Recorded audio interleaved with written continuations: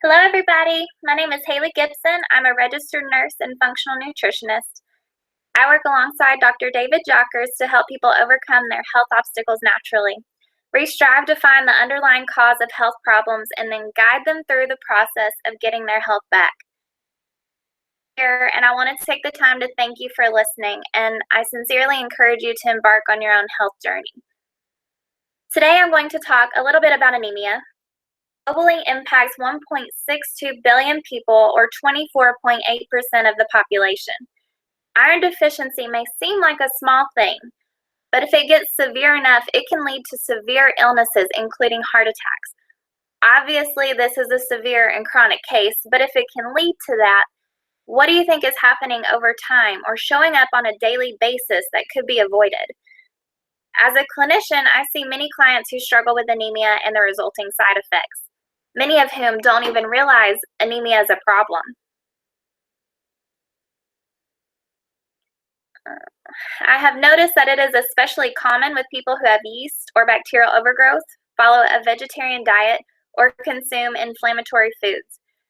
I have seen improvements with clients who take the initiative for seeking out the root cause of their anemia and address the diet as needed or include supplementation if necessary. Many times, it is assumed that anemia is caused by an iron deficiency. However, the root cause can be issues such as yeast or bacterial overgrowth, low stomach acid, enzyme deficiencies, and many other issues that we will discuss. All of these impair your ability to absorb nutrients such as iron or B12.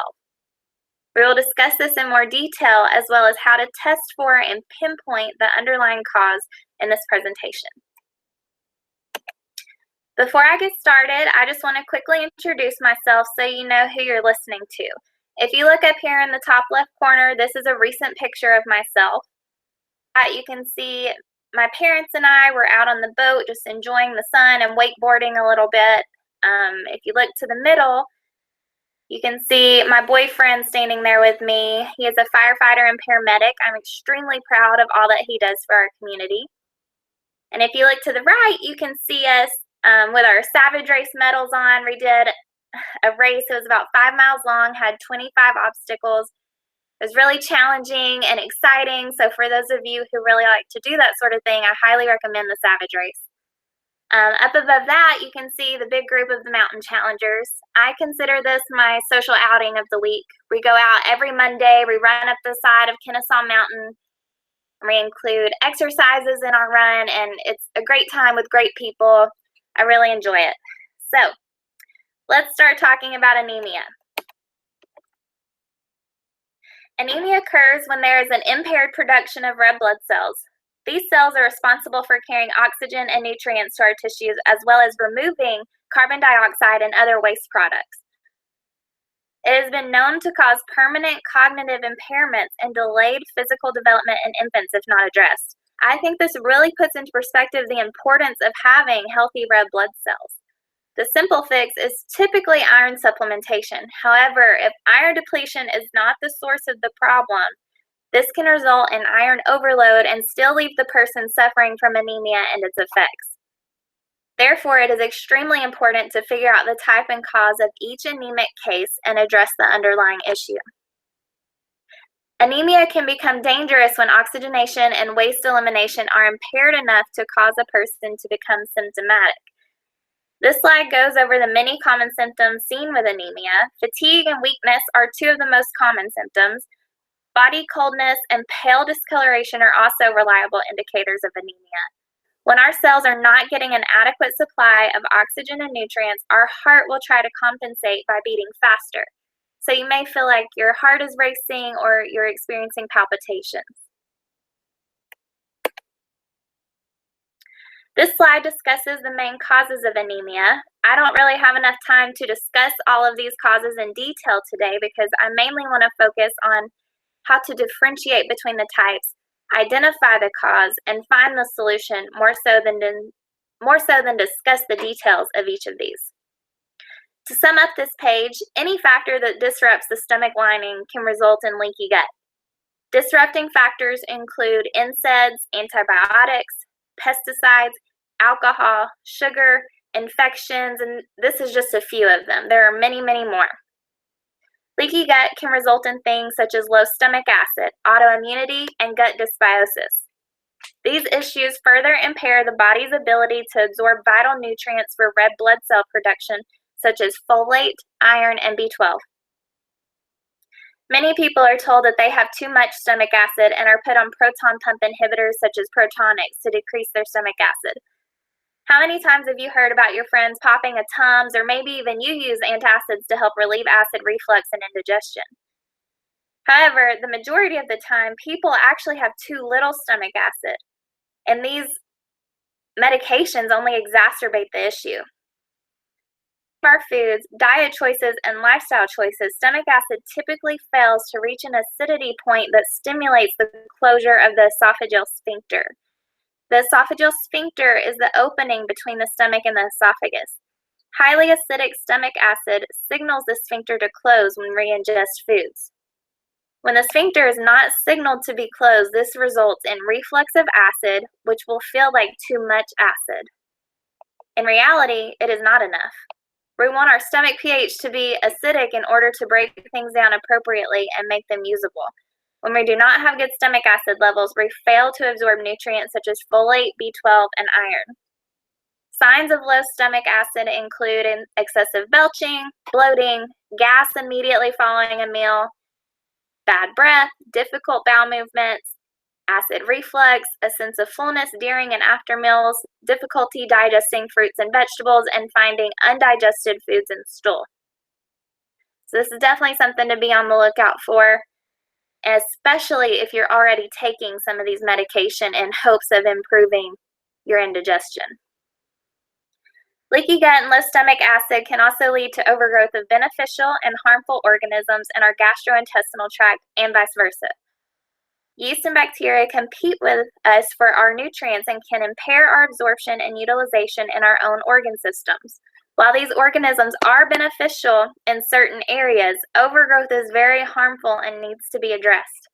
Many people are unaware of overgrowth for their entire lives.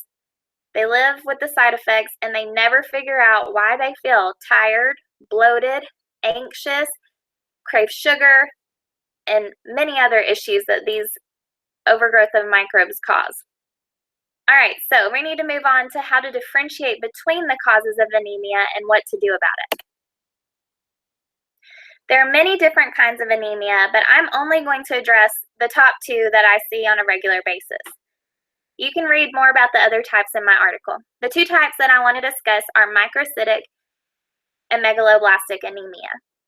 So if you look down to your bottom right, you can see what a normal red blood cell should look like. It's nice, circular, uniform, and a nice red color. So the first one we're going to talk about is letter A, iron deficiency anemia, otherwise known as microcytic.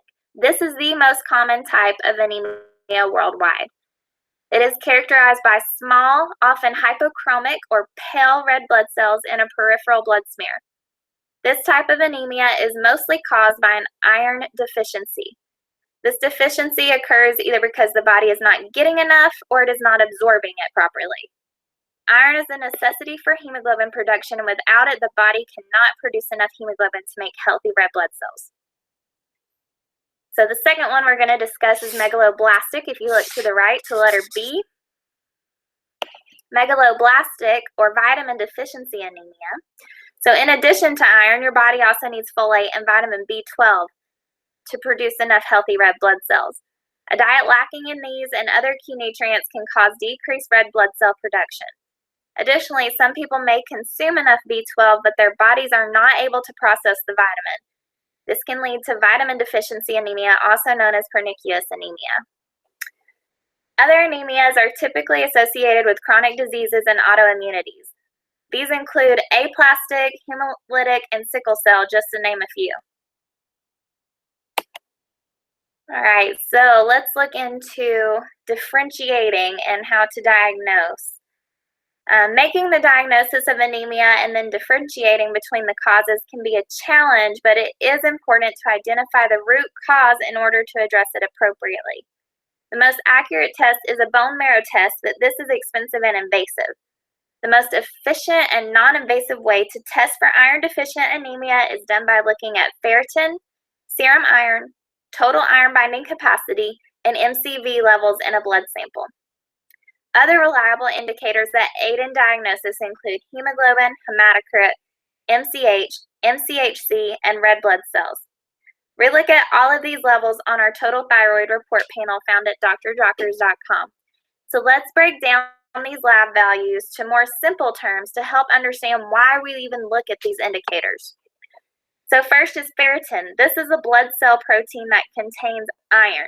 This is the most reliable indicator of total iron status in the body, marker for early iron depletion. Second, serum iron. This is the amount of iron in the blood that is bound to transferrin, and it is not an accurate representation of total iron present in the body. This marker is the one most commonly looked at by conventional doctors, but we need more to see the big picture. Total iron binding capacity, or TIBC, this measures a red blood cell's capacity to bind to transferrin. This will be elevated in iron deficiency, pregnancy, and blood loss. Red blood cells are the cells designed to carry oxygen and carbon dioxide. Hemoglobin is the oxygen-carrying component in red blood cells. It houses a structure called heme that carries iron at its center. Iron is the atom that binds to oxygen. Hematocrit is the whole blood volume that consists of red blood cells. It's a percentage. MCH stands for mean corpuscular hemoglobin. This is the average mass of hemoglobin per red blood cell. So think of it like this. When we have deficiencies in folate or B12, it causes our hemoglobin to become misshaped, but we will still have the red color due to sufficient iron stores. We're almost through the list, so hang in there with me. MCHC stands for mean corpuscular hemoglobin concentration. This is the average concentration of hemoglobin in red blood cells. MCV stands for the mean corpuscular volume and is the average volume of a red blood cell. So you can see the development of anemia on lab work in various phases. Once you understand these phases, you should be able to catch this condition much earlier than traditionally trained medical physicians. Here's the breakdown. The first two phases see a decrease in iron and an increase in total binding iron capacity. These are not considered anemia, but they are considered iron deficiency. The next two phases differentiate between microcytic and megaloblastic. Iron deficiency anemia is marked by low red blood cell, low hemoglobin, low hematocrit, low MCV, MCH, MCHC, ferritin, iron, and iron saturation, and elevated total iron binding capacity. Megaloblastic anemia is marked by high MCV, MCH, and MCHC, and the individual needs B12, folate, and B6. The total thyroid panel that Dr. Jockers has approved for testing our clients includes all of these levels, as well as looks into other organ systems such as the thyroid, liver, cholesterol panel, inflammation markers, bacterial overgrowth, and more. The total thyroid panel allows us to differentiate between the causes of anemia as well. All right, so let's look at how to heal anemia. This is a great slide for you to take a snapshot of if you are struggling with anemia. I'm going to discuss each healing strategy in a little more detail, so I won't list all of these on one slide for you. So first on the list is stomach acid, which we have already talked a little bit about. So hopefully we all understand that stomach acid is important for proper digestion and absorption. Also, remember that most people typically have low stomach acid, even though we have been told for so long that acid reflux is caused by excess stomach acid. Intrinsic factor is necessary for the absorption of vitamin B12. It is secreted by the parietal cells of the stomach lining in response to an increase in stomach acid. Without it, B12 is not absorbed or utilized by our body appropriately. So now you can really see why stomach acid is so important. If we are struggling with low stomach acid, we are chronically deficient in B12, among many other things, but B12 is extremely important. So factors that cause parietal cell death and ultimately suppress the secretion of intrinsic factor include alcoholism, ulcerative gastritis, H. pylori, and gastric bypass surgery. All of these causes should be addressed in order to repair the parietal cells. Using bitter herbs, lemon and lime, as well as consuming a diet low in grains and sugars will help increase stomach acid and improve digestion. One way to immediately begin improving stomach acid levels is to drink 1 tablespoon of apple cider vinegar in 4 to 6 ounces of water before every meal. Make sure your apple cider vinegar is in raw form with the mother. The mother is the active enzymes that help break down your food. So if you look at these little recipes over here, we tried to make them where they're actually tolerable. You know, apple cider vinegar isn't the greatest tasting thing for the majority of the population. All right, so here's our new food pyramid. It's a little bit different than the FDA-approved pyramid. The average American's diet is filled with grains and sugar that promote total body inflammation due to blood sugar fluctuations and added stress to metabolic processes. Instead, build your diet around good fats, non-starchy vegetables, low glycemic fruits, herbs, clean protein, a few sources of fermented foods, and natural sweeteners such as stevia. Stevia is the best one, and raw honey. Be careful about using too much raw honey. When our bodies are inflamed, we are at risk for developing issues such as anemia and many other chronic diseases. Let's talk a little bit about autoimmunity and food sensitivities. So, an autoimmune condition occurs when the body's white blood cells produce a specific antibody to target a particular tissue or enzyme within a tissue of the body. For example, when the body produces an attack on red blood cells or bone marrow, this can produce an autoimmune anemia such as hemolytic anemia or aplastic anemia. We believe there are 7 main environmental factors causing autoimmunity: gluten sensitivity, genetically modified organisms, gut dysfunction, neurological stress, toxins, stress and adrenal fatigue, and infections. Other things that may disrupt the gut lining include food sensitivities, or food sensitivities may develop as a result of leaky gut or autoimmunity. So, what we do for that is we do a food elimination diet. Diet takes out the most common gut irritating foods and allows the intestinal lining a chance to completely heal, because our bodies are equipped to handle foods that give us a hard time, or toxins or pathogens, but the problem is we are overloaded with all of these things. So this calms down the immune system and decreases inflammation, which will reduce autoimmunity and food sensitivities and all the side effects of these things.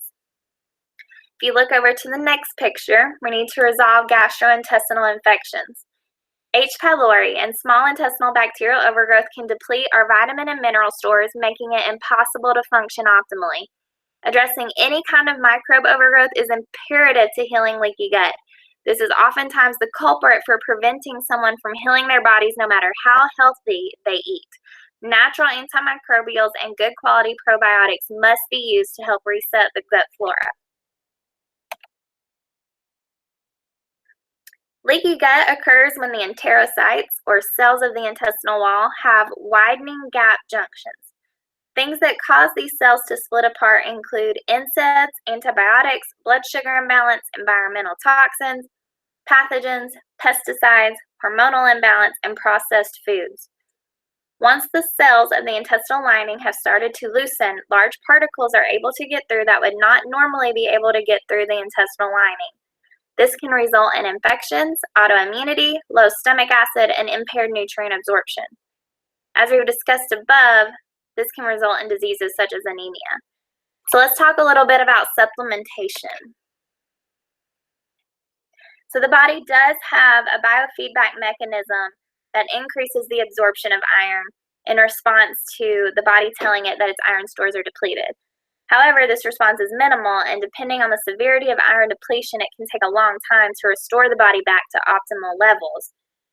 So significant iron loss requires replacement with iron supplements in order to adequately oxygenate the body.